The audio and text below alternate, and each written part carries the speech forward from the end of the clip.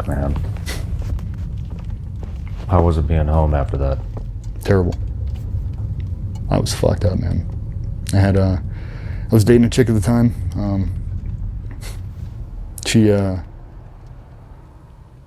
Shit just went south, dude. I was in a bad spot. Everything sent me over the edge. Just hyper vigilant. I just couldn't shake it. And I think I really started to obsess over everything then. Like the details in training, training methodology, and just like I really became a student of the craft then. Like then I got it. All the shit all these old dudes have been talking, this is why. This is what they were trying to prepare me for, but they didn't have a formula to give it to me. They didn't have a movie, they didn't have their own C story to tell me this. They just knew from training over and over and over, this is what it has to be, and they were right. Like if you make training so realistic you don't know the difference because of your mindset, it's very hard to trip people up. If I paint it real in my mind during training, my body won't know the difference. Fuck. All right, Shalom. I want to start off by giving all praise, honor, and glory to Yahweh, Bahasham, Yahushua, Bahasham, Rakakwadash. I want to give the honors to our apostles and the elders of Great Millstone who rule well in grace and peace, to you elect around the four winds, believing and pushing this truth in all sincerity. May the blessing of election be upon your houses. This is your fellow servant, Rakoya from the GMS Orlando camp, coming at you with another impromptu lesson. And tonight, I wanted to get into the beauty of chastening, and how chastening has made us students of the craft of faith. And tonight's lesson is inspired by the clip that you've seen at the beginning, which is an excerpt from an interview I was watching earlier this week. And I grabbed a few spiritual nuggets from it, that I want to bring out. Lord, when this is edifying unto you elect. One of the main ones being the beauty in chastening and how the Lord is producing men who won't quit through faith, But I want to start off here in Hebrews chapter 12 and verse 6. It says, for whom the Lord loveth, he chasteneth, and scourgeth every son whom he receiveth. If ye endure chastening, the heavenly Father dealeth with you as with sons. For what son is he whom the Father chasteneth not? But if ye be without chastisement, whereof all are partakers, then are ye bastards and not sons. So here it is, the Lord is letting us know that chastening is becoming of a son, a favored son. If we were to go without chastening, essentially that would be the Lord, putting us away, putting us off, as an undesirable son. But there's something that the Lord sees within us that is desirable. Lord willing, we're the elect. And the Lord is pulling out that desirable aspect of our spirits through chastening. The gold is being refined in our spirits through chastening. And this is a topic that brothers touch on a lot, but it's important to always keep in mind, as an exhortation in a sense, that the things that we go through are for our good. And ultimately, the Lord is treating us as those desirable sons, those sons in whom he sees potential. Think of it like in the world, a father puts a desirable son under scrutiny. You see potential in one of your sons, you're going to put him under scrutiny so that he can draw out his fullest potential. And that's what the Lord is doing within us. That's what the Lord is doing within his elect. Lord willing, we're the elect. He's drawing out our full potential through chastening. It says, for whom the Lord loveth, he chasteneth, and scourgeth every son whom he receiveth. If ye endure chastening, the heavenly Father dealeth with you as with sons. For what son is he whom the Father chasteneth not? But if ye be without chastisement, whereof all are partakers, then are ye bastards and not sons. And the majority of this world really is being, treated as bastards as we speak. Because the Lord isn't putting them through the same scrutiny. The Lord doesn't have them carrying the burden of truth. Because truth is a burden. Just like it was a burden unto Yahushua. Understanding that he is the king. that he could call down legions and overtake the world at any moment. You know, that he did have the power, he did have the favor, you know, from his father, Yahweh. But he still had to go through a humiliation period in order to be glorified. He had to carry the burden of truth heavier than we have to. Nevertheless, we have a burden that we must carry in our lifetime as well. You know, a burden of truth, of understanding the end of things, also while still having to go through them, still having to go through the process, still having to maintain our spirit, maintain our souls. You know, the rest of the world wasn't given this burden to maintain because the Lord didn't see the potential within them. The Lord didn't place the potential within them. Therefore it says, but if you be without chastisement, whereof all are partakers, then are ye bastards and not sons. Furthermore, we have had fathers of our flesh which corrected us, and we gave them reverence. Shall we not much rather be in subjection to the Father of spirits and live? Excuse me. For they verily for a few days chasten us after their own pleasure, but he for our profit. You know, our earthly fathers, you know, or father figures, chasten us after their pleasures. They wanted to see us be doctors, lawyers, ball players, entertainers, you know, things that would ultimately fail and falter in this world. But the Lord is chastening us for our profit, so that we might be the next pillars of the world to come, the judges, the rulers of the world to come, to have a seat of office of importance.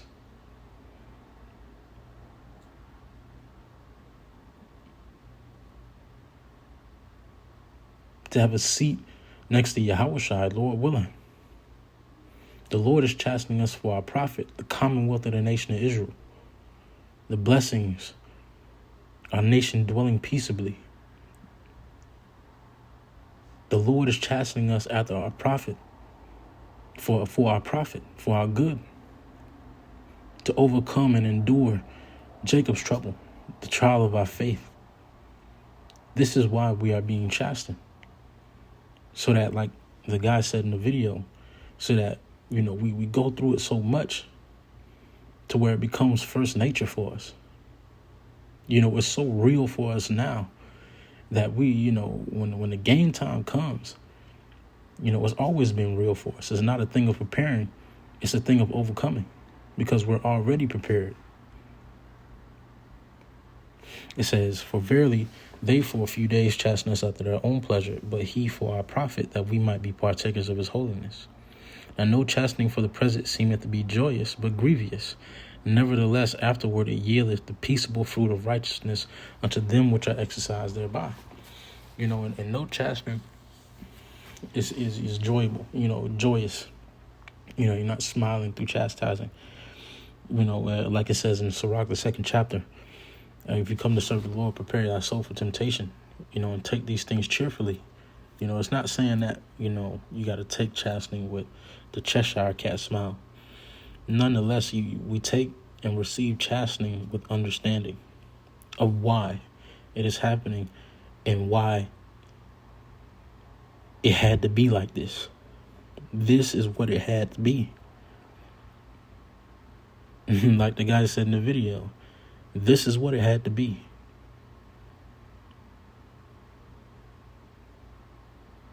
You know, and only through chastening do we really begin to truly understand why. You know, the why behind our faith and behind our teachings, you know, from our elders and apostles. Only through chastening do we really begin to understand these concepts and really start to apply the concepts that we've been taught through the Spirit and power of Yahweh B'Shem Yahushai. Because like the guy said, there's no formula, you know, that, you know, our apostles, you know, the scriptures can give us. It's only a need for experience. The scriptures give us a guide, you know, as to how to deal with chastening. It's not a complete formula. It's just a need for experience to go through it and apply it. You know, there's no movie, there's no footage, you know, there's no preparation. It's just repetition. Our apostles and elders don't have footage or movies, to give us a step by step. It's just repetition. Studying, making videos, praying, highways and byways, being a member of the body, productive member of the body. By repeating these things, the righteous acts, like it says in Judges, the 5th chapter, by repeating these things, the faith begins to become first nature. Then we begin to notice how we walk through this life of ours. And the trials don't, they seem to be lighter. Our spirits become more and more resilient. And this is what it had to be. And our elders and apostles understood this, before we came into the truth. That's why, they gave us the instruction that they gave us. Because it has to be like this. We have to embody the faith in order for it to profit us. Otherwise, we're just running in vain. I want to get this.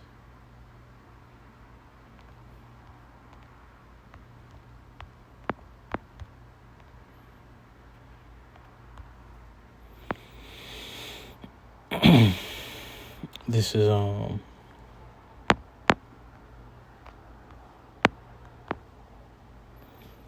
Corinthians 9:25, verse 24. It says, "Know ye not that they which run in a race run all, but one receiveth the prize? So run that ye may obtain." We're not running in vain.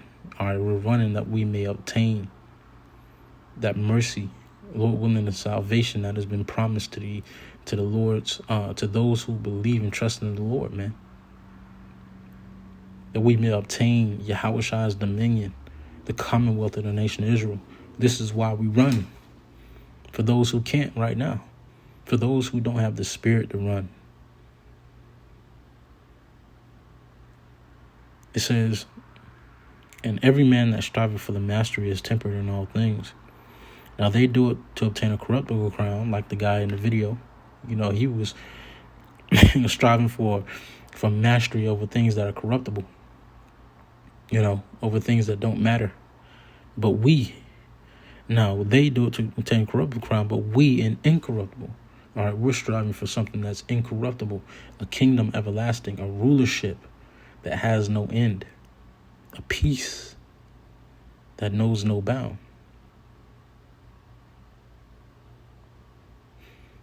I therefore so run, not as uncertainly, so fight I not as one that beateth the air.